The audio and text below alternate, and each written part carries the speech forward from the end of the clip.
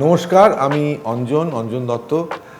আমার বাংলাদেশের দর্শক এবং শ্রোতাদের জন্য আমার মনে হয় একটা সুখবর নিয়ে এসেছি।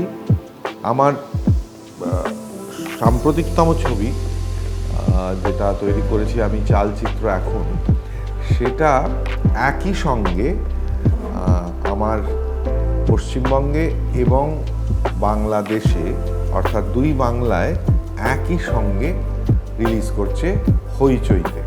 এই ছবিটা আমার জীবনের একটা খুবই গুরুত্বপূর্ণ ছবি।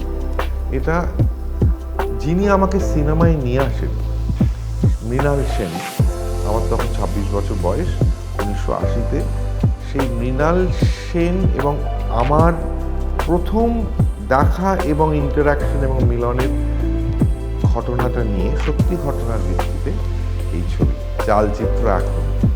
এটা আমার ট্রিবিউট মৃণাল দাকে তার জন্ম শতবার্ষিকীতে।